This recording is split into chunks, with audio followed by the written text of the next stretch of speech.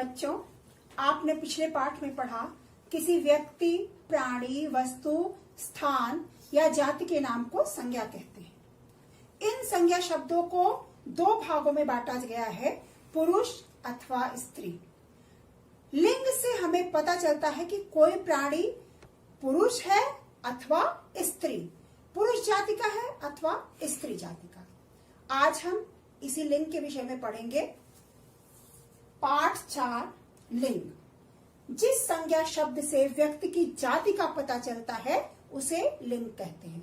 इस तरह लिंग की परिभाषा हुई, शब्द के जिस रूप से उसके पुरुष या स्त्री होने का पता चलता है उसे लिंग कहते हैं। लिंग के दो भेद हैं, पुल्लिंग और स्त्रीलिंग। पुल्लिंग क्या है? संज्ञा का वह रूप जिससे हमें यह पता चलता है कि वह पुरुष है, उसे पुल्लिंग कहते हैं। जैसे पिता, शेर, मोर, बंदर। क्या है ये? इनकी पहचान क्या है? इनकी पहचान पुरुष के रूप में है। हम आपको बता दें कि लिंग संस्कृत का शब्द है जिसका अर्थ होता है पहचान। जिस शब्द की पहचान पुरुष जाति के रूप में की जाती है वो पुल्लिंग कहलाते हैं। इसी तरह से जिसकी पहचान स्त्री जाति के रूप में होती है उसे स्त्रीलिंग कहते हैं। आइए देखते हैं। लिंग के दो भेद हैं, पुल्लिंग और स्त्रीलिंग। पुल्लिंग शब्द के जिस रूप से पुरुष या नर जाति का बोध होता है उसे पुल्लिंग कहते हैं। जैसे पिता, बच्चा, नाना, नौकर, मोर, हाथी, बंदर आदि। स्त्रीलिंग शब्द के जिस रूप से स्त्री या मादा जाति का बोध होता है उसे स्त्रीलिंग कहते हैं। जैसे माता, बच्ची, नानी, नौकरानी, मोरनी, हथनी, बंदरिया आदि। निर्जीव वस्तुओं के भी लिंग होते हैं। निर्जीव यानी जिसमें जान न हो, जिसमें जान न हो उन वस्तुओं के भी लिंग होते हैं। उन्हें भी पुल्लिंग और स्त्रीलिंग के वर्गों में विभाजित किया जाता है। जैसे कुछ उदाहरण देखिए, निर्जीव वस्तुओं के कुछ पुल्लिंग के उदाहरण: पंखा, मकान, कलम, कागज, चाकू, खिलौना आदि। पंखा, जैसे हम क्या कहते हैं? पंखा चल रहा है। हम ये नहीं कहते हैं कि पंखा चल रही है, इसका मतलब पंखा क्या हुआ? पुल्लिंग। इसी तरह स्त्रीलिंग: नदी, चाय, कुर्सी, पुस्तक, पेंसिल, थाली आदि। नदी, नदी बह रही है। हम ये नहीं कहते कि नदी बह रहा है, यानी नदी स्त्रीलिंग है। इस तरह से निर्जीव वस्तुओं को भी स्त्रीलिंग और पुल्लिंग के वर्गों में रखा जाता है। बच्चों, जब हमारे सामने शब्द आते हैं तो हम ये नहीं समझ पाते कि वो स्त्रीलिंग के हैं या पुल्लिंग के। तो आइए हम कुछ शब्द बताते हैं जो हमेशा स्त्रीलिंग के होते हैं और कुछ शब्द आपको ऐसे बताते हैं जो हमेशा पुल्लिंग होते हैं। जैसे पुल्लिंग शब्द दिनों के नाम। दिनों के नाम सोमवार, मंगलवार, बुधवार, गुरुवार, ये सारे दिनों के नाम पुल्लिंग होते हैं। महीनों के नाम, महीनों के नाम जैसे मार्च, अप्रैल, अगस्त, दिसंबर, ये सारे महीनों के नाम पुल्लिंग होते हैं। लेकिन जनवरी, फरवरी, मई, ये 3 महीने स्त्रीलिंग के होते हैं, यानी कि अपवाद होते हैं। अपवाद क्या है? मैंने आपको बताया कि ये सब पुल्लिंग के ही है, लेकिन उस वर्ग में से कुछ शब्द ऐसे होते हैं जो स्त्रीलिंग के होते हैं। जैसे कि महीनों के नाम पुल्लिंग के होते हैं, लेकिन आपको ये याद रखना पड़ेगा कि महीनों में जनवरी, फरवरी, मई ये स्त्रीलिंग के शब्द हैं। देशों के नाम, देशों के नाम जैसे भारत, चीन, रूस, अफ्रीका। राज्यों के नाम, राज्यों के नाम जैसे उत्तर प्रदेश, हरियाणा, पंजाब, राजस्थान। महाद्वीपों का नाम एशिया, अफ्रीका, यूरोप, अमेरिका, ये सारे पुल्लिंग हैं। ग्रहों के नाम, ग्रहों के नाम, ग्रह आपको पता है हमारे ग्रह 9 हैं, मंगल, बुध, बृहस्पति, शुक्र आदि। तो ये ग्रहों के नाम जो है वो पुल्लिंग में आते हैं। लेकिन इसमें भी एक अपवाद है। अपवाद क्या है? पृथ्वी। पृथ्वी, ये देखिए यहां लिखा पृथ्वी अपवाद है, यानी कि पृथ्वी स्त्रीलिंग है। इसी तरह पहाड़ों के नाम विंध्याचल, हिमालय आदि पहाड़ों के नाम भी पुल्लिंग में आते हैं। धातुओं के नाम जैसे सोना, तांबा, पीतल, जस्ता, ये सब पुल्लिंग में आते हैं। लेकिन इसमें भी एक अपवाद है। अपवाद क्या कि इसमें भी एक स्त्रीलिंग का शब्द है चांदी। चांदी धातु स्त्रीलिंग का शब्द है। इसी तरह से हमारे जलस्थल क्या होता है? समुद्रों व महासागरों के नाम, समुद्रों व महासागरों के नाम जैसे अरब सागर, हिंद महासागर, प्रशांत महासागर आदि। उसके बाद प्राय सभी पेड़ों के नाम।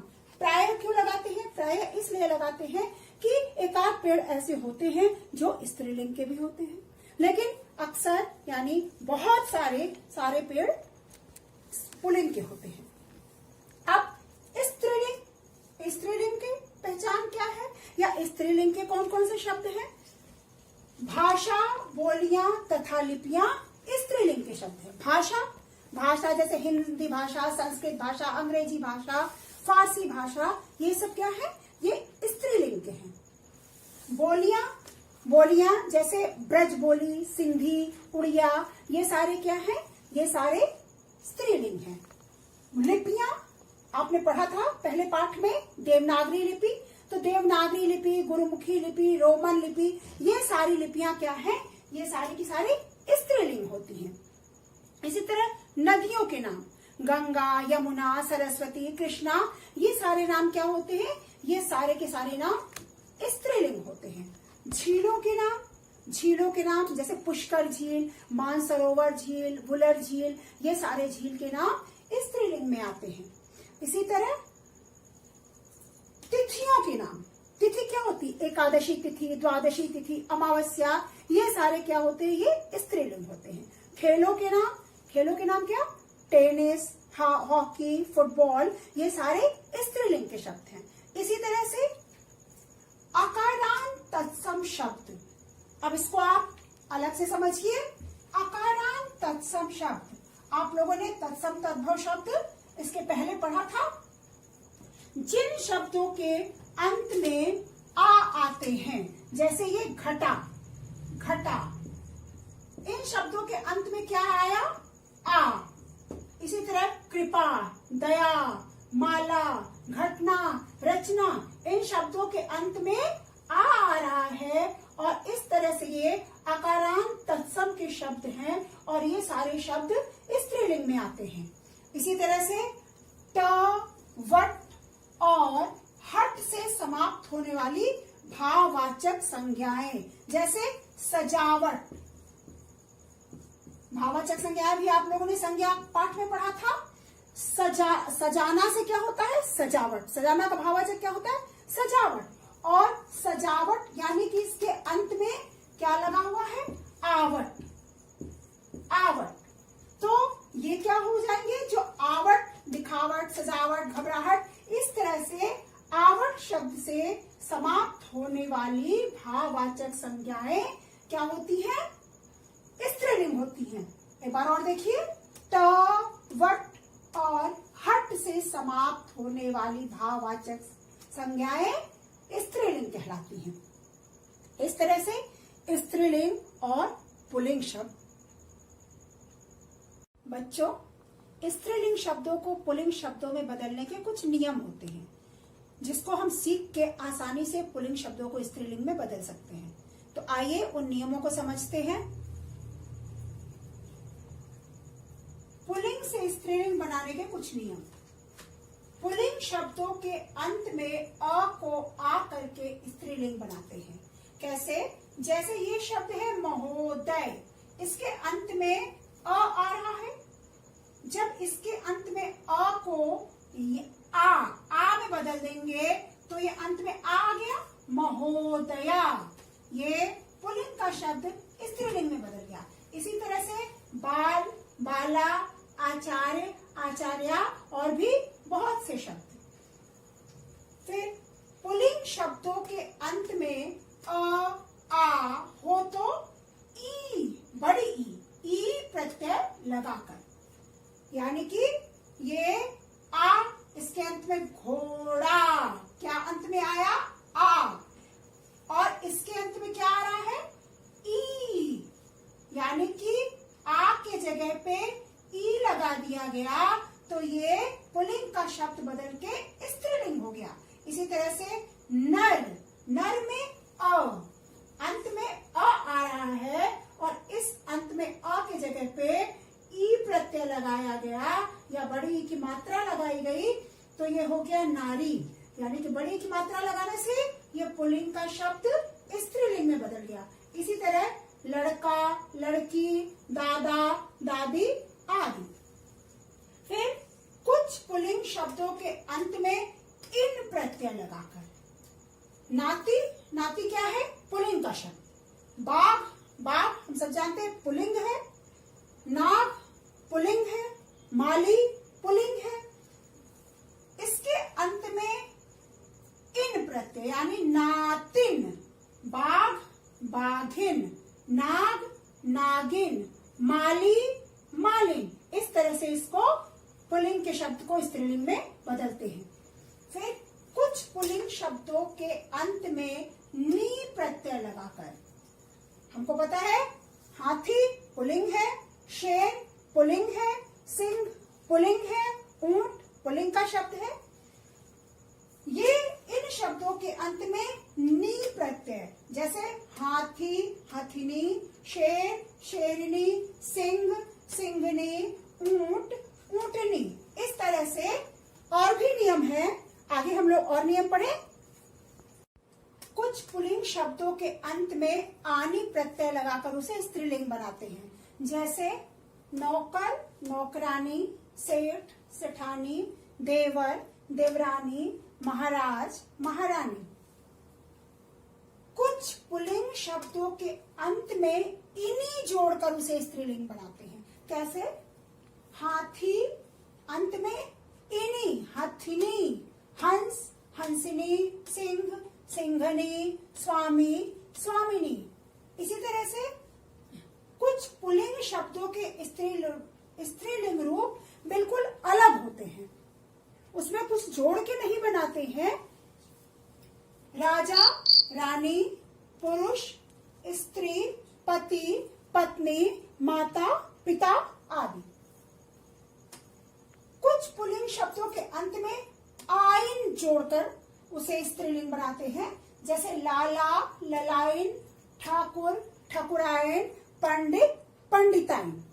अब आपको एक विशेष बात बता दें कि कुछ शब्द नित्य पुल्लिंग के होते हैं, यानी वे हमेशा पुल्लिंग के रूप में होते हैं, जैसे खरगोश।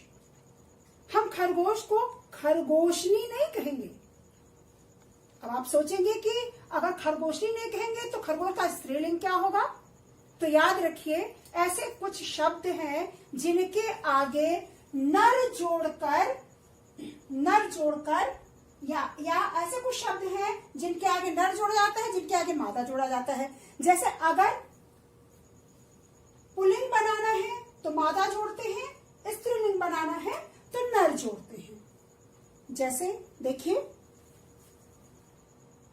नित्य पुल्लिंग पक्षी, पक्षी हमेशा पक्षी ही होता है, पक्षिनी नहीं कहते हैं। पक्षी, उसके आगे जोड़ दिया मादा पक्षी, मादा पक्षी जोड़ दिया तो वो स्त्रीलिंग का शब्द हो गया। मच्छर, मादा मच्छर, खरगोश, मादा खरगोश, चीता, मादा चीता। इस तरह से कुछ विशेष शब्द ऐसे होते हैं जो कि हमेशा स्त्रीलिंग के रूप में ही रहते हैं। इन शब्दों के आगे नर जोड़कर इन्हें पुल्लिंग बनाते हैं। इसी तरह से कुछ शब्द ऐसे होते हैं जो हमेशा स्त्रीलिंग होते हैं और उनके आगे नर जोड़कर उन्हें पुल्लिंग बनाया जाता है, जैसे मक्खी, नर मक्खी, छिपकली, नर छिपकली, तितली, नर तितली, चील, नर चील। इस तरह से और भी कुछ विशेष शब्द हैं। इस तरह आपने पढ़ा शब्द के जिस रूप से उसके स्त्री या पुरुष होने का बोध होता है उसे लिंग कहते हैं। लिंग के दो भेद होते हैं, स्त्रीलिंग और पुल्लिंग। और आपने क्या पढ़ा आज? आपने पढ़ा कि पुल्लिंग को स्त्रीलिंग में बदलने के क्या क्या नियम है और पुल्लिंग की पहचान कैसे कर सकते हैं, स्त्रीलिंग की पहचान कैसे कर सकते हैं। तो आप इनको दोहराइएगा। आपका गृह कार्य है कि दिए गए प्रश्न उत्तर जो कि पहले ही आपको दिए जा चुके हैं, उन सभी प्रश्न उत्तरों और अभ्यास कार्य को याद करेंगे और अपनी कॉपी में करेंगे।